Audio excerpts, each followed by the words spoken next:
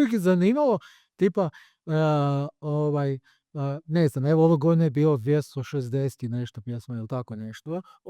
I onda izabrali su toliko koliko su izabrali, plus rezerve. Da.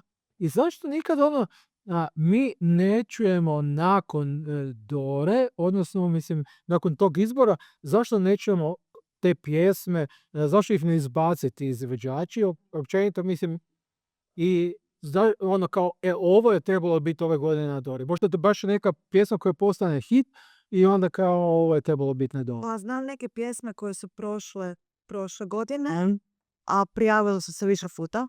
Samo se izmijenio tekst. Znači, pjesma je bila na engleskom, prijavili su, nije prošla, pa su je preveli na hrvatski i prošla je. To se zregalo ili ono neke se... Je, pa naravno da... Ti možeš jednu pjesmu pjevati 10 godina, jednu testu pješ. Je, pa ako nije pjesma izvedena javna, znači ako ti napisao pjesmu prije 10 godina... Znači, ako se neki trend kao, ti si napisao prije 10 godina, to je bilo u trendu i ti ako se taj trend vrati za 10 godina, ti sad opet tu pjesmu. Evo, znači ovako, ja znam konkretno za pjesmu koja je bila prijavljena jedne godine, a to je pjesma koju su radili Ivana Plehnuger i Bruno Kovačić i napravili su pjesmu za Vandu Winter. I pjesma nije prošla na natječaju i onda su nekoliko godina kasnije promijenili, nadam se Ivana da govorim istina, ali to me sjećanje služi, tako promijenili su potpuno znači aranžman i prijavili su i s tom pjesmom se natjecala Lana Klingor, ne? Ono kad je imala onaj cijeli... Da, sjećam Viktora. Ali kao... Što? Pa bil bi ušla na... Evo recimo od pjesama koje nisu prošle na natječaju za Doru, a pjesma je bila stvarno ogroman hit, je To nismo mi, koji su pjevali Divas i Oliver Razojević. Mislim da nisu oni pjevali, nisu se prijavili, naravno da bi Olivera Dragojevića svi pustili, ali neko je drugi prijavio tu pjesmu i ta pjesma je poslije postala stvarno ogroman hit, znači u to vrijeme Divas Oliver, wow, a nije prošlo na natječaju. Ja se sjećam Giuliano Tama, to je pjesma koja nije svojedobno prošla, a da je postala hit. Onda je bila, imali su jedne godine Grdović i Tereza, Ćao more čao, to je nešto jako dobro ovak. Ja. Dobro zvuk. Da, to je bilo nešto pa i Vesna Pisarbić je ušla ko rezerva sam za tebe stvorena. Ona je završila 4. te godine, a bila je rezerva. Daniela Pintarić je ušla i pobjedila je Daniela Pintarić. Bila je 3. ili 2. treća negdje na kraju. Daniela Pintarić je, kako su bila ta polufinala, Daniela Pintarić je pobjedila u polufinalu, a isto je išla kao rezerva nakon što je Vuco bio diskvalificiran. A u biti je pjesma bila prijavljena sa nekom Džinom Kuljanić, ili tak se neko zvala, bila je ta neka žena, sjeća se, ona je bila one godine kad je pobjedila Klaudija. I to je, ne, druga je to su dvije različite. Okay, ovo je neka koja mislim da je u Americi ili tak nešto živi, a porijeklom je sa Suska. I uglavnom... Zvolno misli kako izgleda, dobro pa Suska, i zašto nije prošla? Ali bila je, ali jedne godine, kazati, ali jedno nije pjeva onak, Nismo mi ovdje.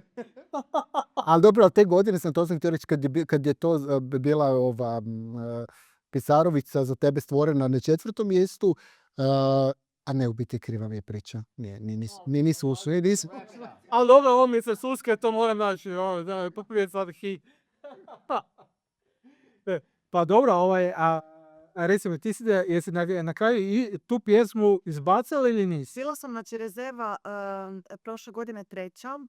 Thanksta. Tak, Voj ušla, to je prva rezerva. Ta pjesma stojim iza nje potpuno, znači samo čekam kad će ovih baciti, znači imala sam cijelu viziju, priču za nju, znači sve. Što ću opet prijaviti, vjerojatno? Ne znam, aranžman promijeniti. Ali bi baš sam se vidjela nastupa, to je to, i onda kad je ne. Ma ne znam, možda si nešto organizirati, ne znam. Dobro, evo, penice, kazam, staviti mu cijanid i tako nešto. Ali bilo pa je bilo rušla. Znači, kad se prijavljuješ na Doru i pjesma ti sad ne prođe, mislim ja da se tipa prijavim na Doru, nemam tih ambicija, ne brinite, ali znači trebalo bi iskoristiti u tom trenutku, evo vam, znači pogledajte, ovo nije prošlo, znači ovoga na Dori. Luda Stella Rado. Prošle godine one napravile, da. One je preprošla ljudi. Da. Prebaše godine. To sve gaj. Ovo kazra, Ova Tito sad pisao za nas koja medite. Nisu ne bolje. kao ono, Da, definitivno, ja mislim da je Stella Rado ono napravila veliku grešku što nije opet išla sa istim stilom. Da se to očekivalo od nje i mislim da bi puno više ljudi to privuklo, baš zato što ona kao, ista stvar kao vjerojatno sa velikicama, idemo ispraviti nepravdu. Kako ste to... ali zašto će sad reći? Mi smo isto licemjeri kao narod, znači to je nešto što kao mi kao slušamo, ali kad se kao idemo prijavljivati na nekakva velika natjecanja vani, onda ona, ne smije biti Balkana, ne smije biti ovo, ne smije biti ovo. Ono Lenku koja pjeva isto o Balkanu. Ono, mislim, potpuno, ja mislim da je to potpuno slična jako pjesma kao i ta od Stella Rade, isti džir. Samo Pa dobro, nije više A produkcijski nije. ali tada nije pasalo da Stella Rado u to vrijeme nastupala po Srbiji, bili su joj otkazani neki koncert. A dobro, gledaj, moraš računati isto da su vremena drugačija. A sad nam je, recimo, ta Zerrin valjala, kužiš, koja je imala, kažem, isti džir pjesem, po meni je to isto. Ja nisam neki vrstni poznao, ali kad čujem te pjesme, meni je to vrlo, vrlo slično. Ali velim, postoji to licemjerstvo kod nas, jer ona on my mind, ovo ono nešto. Kad ona pjeva on my mind, onda to kao zvuči malo svjetski, a kad ona pjeva zovem drugove za stol i ajmo Balkan, ovo ono nešto, da onda kao postoje te nekakve dignute obrve. To je to licemjerstvo u Hrvata koje se uvijek vidi u svemu i kad se ide kao dumati o našoj muzici, onda mi joj, a šta je sad, jel će to proći na radiju, pa kako ovo, pa ko to, jel ja smijem reći neku prostu riječ? I zato nam se događa da imamo, to si ga sad iskinemo. Hoće reći da, znači, mi i dalje u našim pjesmama pjevamo o ljubavi, svi su kod nas na oblaku, znači, svi ne znam, O Zempiku pošteti. Da, ne znam, Srbi s druge strane pjevaju, ne znam, ženska pjeva, večeras prelazim na žene, znači, mi nemamo tu hrabrost u naše, jer kao, šta će neko reći, šta će napraviti? Prelazim na žene, Srba, Marija Šerifović. Marija Šerifović će moliti. Ne, to nije odličje. Preneseno. Mene, ali kao, Srbi u svojoj lirici su puno, znači, ekspresivniji, otvoreniji, slobodniji, znači imaš ne znam, Aca Lukas pjeva ne znam, kurva mi kaže da ona će meni da plati, znaš, i tako neke stvari, pa kad bi to nekog od nas otpjeva? Ja sam dobila jednu ideju za pjesmu. Čujemo sad. Znači to, ako sobi to mi na otve, ne, ali niko to... Ne, reci pa, jer ako je zapisano imaš dokaz da sudaš. Da. Ili najveća, ali hoće da je kao balkanski humor. I onda mi kaže, da Patrica, ali ti si ovako elegantna, ti si ovdje. I kad dobro, znači, pala mi je ta ideja, znači ja melodiju, pali mi još tekst, ali to može ispast ili onako najveći cringe, ovo isto što, ili ujebo, to je genijalno. A reci šta? Ne. Čuva za Doru. To je hype koji već danas stvaramo. Ali ne smije, ljudi ona će biti diskvalificirana zato jer je 1.9. ove godine. Da, izvela. Pjesme koji idu na Eurosong samo ne smiju biti izvedene prije 1.9. Na primjer, u Hrvatskoj ne smije općenito biti prije dok ih HRT ne objavi, ali po pravilima Eurosonga, ako ne, mislim, na primjer, neke pjesme koje nisu prošle u svojim zemljama, recimo na njihove izbore, samo se prebace na drugu zemlju. Postoje ti neki autori koji ne pripremaju u Hrvatskoj, ti stranci koji rade, sigurno ti nisu, ne znam, ti neki super uspješni, nego oni tak šalju u svaku zemlju, gledaju negdje. Zapravo nesu svima pjesme, a vjerujem da si i ti, Stefani, dobila i ti sad Deviće. A dobite me, da. Znači, kao, kad ti vidiš te neke strane autore, to ti je najčešće kao, ideš googlat te ljude, pa nije nešto, ali to su ti lovci na Eurosong koji prijavljuju, znači, pjesme gdje god. Postoje zemlje gdje ne može, razumiješ, doći. Mi smo do dugo imali isključivo da mogu biti samo hrvatski autore i da može biti sve samo hrvatsko, a sad je, razumiješ, mora biti hrvatski izvođač, a autor može biti bilo koje. To je za njih možda 3 godine, tako da ovo. Pa nije, pa zapravo ne znam, Nina Kraljić kad je bila imala strane autore, da, imala strane autore u kombinaciji sa Branimirom Mihaljevićem i to. Ko još imao strane? Ja mislim zapravo od kad je bila Dora, pa kod Roka je to bila kao pjesmu piše isti koji je napisao Končiti, kao pobjednik Eurosonga. To je bila, pa da. To je dobro prošlo. Tako da je to ta fora. Tako da treba stvarno dati šansu drugim autorima, stranim autorima, pa onda ćemo se sigurno dobro plasirati, ne? Ali dobro, Ne mora to značiti.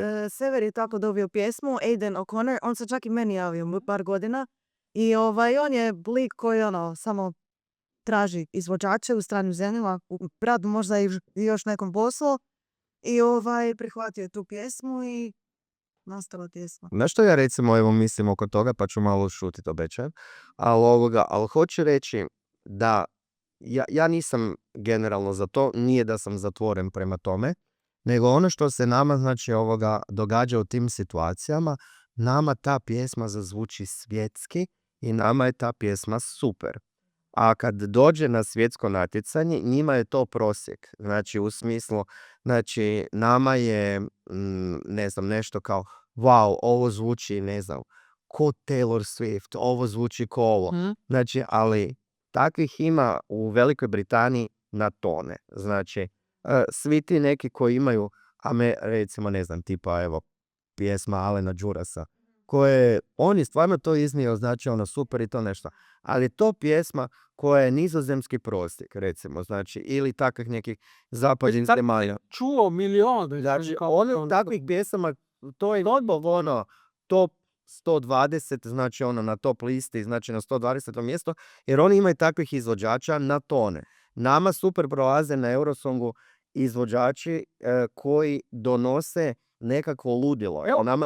Nama je to pokazatelj, znači to je bila i Late 3. I znači kad je Žab bio, to je isto na neki ludilo, znači na varijantu autentičnosti, znači podijeljeno, operni pjevač, klasični pjevač, to je bilo zanimljivo. Baby Lasagna je bio zanimljiv. A mi kad znači pošaljemo, ne znam, na kraju će bilo ne, ali hoću reći, stvari koje prolaze, jer kad je nešto autentično, ja jesam više za to da mi pošaljemo neku balkansku baladu nekad, jer balkanskih balada tamo nema i to je egzotika. Ko što ove godine imamo na izboru, znači žensku iz Cipra, koja je Cipar 1/1, to je opa, ili Grčka isto, znači to su stvari koje ja od Grčke očekujem. Ja ne očekujem od Grčke Taylor Swift, jer me boli briga, želim Taylor Swift kakva je, a od Grčke želim Dobro, ali... Ja bih voljela da se uvede pravilo da svaka država mora pjevati na svom jeziku. Mislim, razumijem da, Lasagna je pobjedio, pjeva pjesmu na engleskom, ali daj donesi nešto svoje iz svoje zemlje iz koje dolaziš. Ne, to je okej, u tom slučaju, ali baš sad mi isto interesantno po pitanju Leveka, što si rekao, ti kažeš donesemo nešto autentično. Sad me zanima koja je publika glasala za Levek i na koji način je ta publika glasala. Mislim, kako oni razmišljaju? Da li je to HRT-ova publika koja je razmišljala, gle, ovo zvuči kao nešto što svake godine slušamo na Eurosongu, to je sigurno dobro, ili je njima bilo ono kao joj daj pogledaj ovo tu, vizuali, vatra, ne znam, ono, nekakvi znakovi, križevi, ne znam, kaj se sve bilo ono pokazivalo, kuriš, ti kostimi, ovaj teatar, svi ono tamo, ili je to bilo ono ključno. Ja, na primjer, koja sam glazbeni nalaz, mislim da više ovo drugo. Jer mislim da i naša publika vidi da nešto što je mainstream i što je onako, kao što je Dalibor rekao, može se vidjeti na svakoj postaji. Nije nešto što će možda toliko zadiviti recimo strane glasače, nego nešto što je možda autentično i što ima i recimo vokalno dobre sposobnosti i da su dobri kostimi i da je scenski taj nastup sveukupno dobar i da opet izazove nekakvu emociju, da može i stranim glasačima nekako približiti nešto iz svoje zemlje. Pa dobro, znaš što ja mislim recimo isto da jako utječe, a to posebno na Eurosongu, kad se nešto istakne. Znači, mislim da je recimo Alen Đuras recimo u ovoj prvoj večeri se izrazito istaknuo i više nego što je bilo očekivano. Zato što je nakon 7 izvođača on genijalne pjevao. I recimo, mislim da je recimo u finalu štetilo kad dođe iza tome Stella Rade. To su dvije, znači, slične pjesme i onda neka pjesma više iskoči, znači, od druge. Dobro, I to se događa recimo i na Eurosongu. Kad jedne godine dođe drag queen, bude brutalno. Imamo drag queen, to je on pobjeđuje to nešto. A onda se jedne godine dogodilo da su bila 3 drag queena, znači te godine, i znači 2 nisu prošla u finale, jedan je i prošle ništa posebno. Zato što je bilo jako puno istih stvari. I zato je ove godine, čini mi se, Raketa jako prihvaćeno od publike. I znači Iz britanskog žirija. i britanskog žirija. I da, mislim i Zagrebački mu je dao dosta dobre bodove. Ali hoću reći, zato što u moru ovih žalopojki, većih od života, svi umiru i je došla ona pašteta do ljeta, gumeni bomboni i to nešto. Znači, i svima nam je super Raketa. Znači, A da su bile 3 rakete, onda bi već gledali, aha, je li Lima Len dobro pjevao, nije dobro pjevao, Ali s druge strane nikad ne znaš. Znači, nekad pobjedi sentiment. Znači, nekad pobjedi totalna balada, jer kao u cirkusu svega želimo vrlo jednostavno, a nekad se onda se puno Govorimo o Eurosongu ili o Dori? o svemu. I o Dori. Ali tu ti je stvar upravo to kakva je konkurencija. Koliko si tima unaprijed, zato mislim ide ta Eurovizija. Jer uvijek mislim da nije najbitnija ni pjesma, nego uvijek baš ta neka vizija da si mogao prepoznat šta bi se cijela Europi u tom trenutku mogao svidjeti, a da nije od prošle godine. Mislim, recimo ove cure koje su ove godine sve završile, ajmo reći, pri dnu Dore, ne znam, dobro, sad ih ne nabrajam, ali pa dobro, nije, mislim, zato puno ih je. Ali ako pogledate tablicu, one su sve jedna, predzadnje i tako mjesta jedna iza druga. Da je bila jedna od njih, ta bi završila u vrhu. Da. Bilo koja. Znači, tu da li je to Lari de Marine, znači u toj nekoj Eleni Fureira, znači Kako se zvao onaj izvođač prošle godine koji je bio drugi? Ogenj. Sonjer Breslika, Baby Lazanja. Ali dobro, gledaj. na određeni način je to slede. Iduće godine. Ali su bili samo jedni. Znaš, da ih je bilo više takvih, onda ne bi prošli. I ono što recimo meni je genijalno, što recimo, znači, tijekom čitave godine mi volimo trap, narodnjake i to nešto, a kad idemo na Doru, onda osjetimo se kao heavy metal nacija, da sam uvijek imao neki band koji užasno vole. Ali uvijek imamo ali kao to su napravili oni kao sad, sam shvatio da postoji kao neka ta pobjeda. Mora ići balade, mora ići neka vesela, brza pjesma, mora biti neki rock band, rock punk i nešto tako, mora biti etno. I to onako što valjda taj žiri dobi naputke, morate baš ovakve pjesme izabrati i onda to je etapa, se to u principu bira, kuriš. Sad nema tu sad nekog posebnog pravila, ali također sigurno vjerojatno dobiju ove instrukcije, ali dajte nešto slično onome što je prošle godine na Eurosongu izveo taj i taj. Nije jasno ko su bili u britanskom žiriju, znači oni su imali vrlo neke neobične bodove ove godine. Kod nas. Noel je dobila 12 bodova. Ne, ali pa mislim, pa jesi vidio kako svi izgledaju klošari. Mislim, kogo se javljaju od nekog sudja, ja ne znam da nisu da to su one kao, da je to bio neko tamo iz te, kako priča engleski, norveški, ne znam od kud su sve. Nije to sramota da to moram Jer tu trebalo da.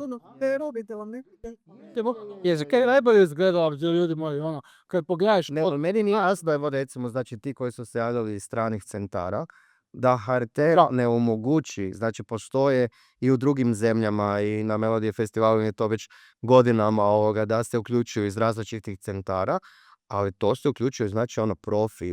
Kad se mi glasamo, uključi se Zlata Mik koja je znači iz studija, ko znači pravi Eurosong. Ovo, kako je bilo jučer uključivanje, znači iz doma, ovo je ispred crkve, to nešto, oprosti, ja imam bolje video u Dalibor Petko show na CMC-u, Ne, pa znači baš sam ja bio u šoku malo kad znači neubodnjak, znaš pa daj onda omogući da to izgleda nekako, znaš profesionalno i kad ti se centri uključi, kad oni daju znači svoje bodove, ti se razmišljaš ko su ti ljudi koji sjede, jer ja razumijem, Zorica Konđa je veličina, znači i ona može donijeti svoju odluku da se njoj najviše sviđa, karikiram, znači Alen Zoras ili Marko Kutoć ili Stella Rade ili veliki pjevači, jer je to njezin to i njezina karijera to potvrđuje. Ko su bili članovi žirija, znači u Velikoj Britaniji, San Marinu i to nešto, kad su se javljali ispred crkve i s mobitelom na var. A to ti kao, meni isto kao čudno, tipa... Učio neki studio, brate, Mili Renta i studio, za... Kuži, s vama je sitruju za kralje, pa da se on sad probudio, kao, kuži, kako njega je, vremenska zona. Ne, daj da to nešto gleda profesionalnije, a ne ove se javi, ove kaj neki koji se javljaju, ili on iz UK ili nešto, već ima neku tapiseriju doma, Da, na Skype. Pa ona i neki imao neke eurovizijski poste, ali to su upravo neki fanovi. A ne, to su neki fanovi koji glasaju, znači toliko čudno, mislim da se ne želim znači nekoga povrijediti, ali mislim stvarno znači Noel, meni je drago da je Noel ušla u finale i sve super, ali mislim to nije točka za 12 bodova, znači da ti stručni žiri da 12 bodova za tu znači točku. To znači maksimalno bi trebalo da... 12 bodova nakon svih žirija. I velika razlika stranih žirija i HRT-a. Ali mislim da ostaje da. Da, ali dobro. Ma razlika. Tipa Ananda nije dobila niti jedan bod od nikoga iz našeg člana žirija, pa uče, ne je, a zato uče, daj ne, da nije ono dobilo, nije. od stranaca je nije dobila, ne? Od stranaca. Od stranaca je dobila. Ona je samo od stranaca dobila. Ali Ananda među strancima bila među favoritkinjama. Kao to pješa, da, zato što su strancima živu. Ne, nego ne strancima su... Ja vidim se da stvarno kako zove, da neki ajde, britanski, norveški, koji ne zna ko se sve javio, ne mogu se sjetiti, kao da fakat ljudi ga prate cijelo večer. I onda oni kao sad, odavde to što su vidi, zabiru, no su povoli iz vida. Znači žiriti, znači postoji dan prije generalna proba, znači u ovom slučaju za ovu večer koju smo mi gledali u petak je žiri gledao, a doduše da, žiri je bio tamo samo pomoćni za slučaj da padne televoting, ali znači u subotu su gledali članovi žirija preko snimke, naši su bili na pozicijama na HRT-u i raznim studijima gdje je već to bilo, različitim studijima po Hrvatskoj, a ovi su dobili link, znači gdje su gledali nastupe i točke, nisu oni gledali spotove i to nešto. Oni su na temelju toga, znači, donosili svoje odluke. Okay. Samo ja ne znam kao di su ovi gledali, znači mogli su stvarno neki centar uzeti nešto i onak se javiti, a ne kao kad se prošle godine javio iz Italije ili kad je bilo one godine iz Italije, kad se javio lik neki kao iz televizije, bog te iz nekog hodnika pa a on radi na raju, ono, buraz, pa daj uđi u neki studio, sad, ono, malo, ono, 2 rasvjetna djela, nije to tak skupo, ono, znači, daj da to nešto izgleda, a ne ono, sorry, evo, poster. A dobro, ali opet je logistički, treba u nedjelju na večer tam u nekoj drugoj zemlji da bi se oni javili HRT-u na 1 minutu, pa... Buraz, iznajmiš negdje studio za 100 eura, ono, znači, dobiš profi ovo, mislim, ako HRT Da li im HRT to plati, mislim o tom.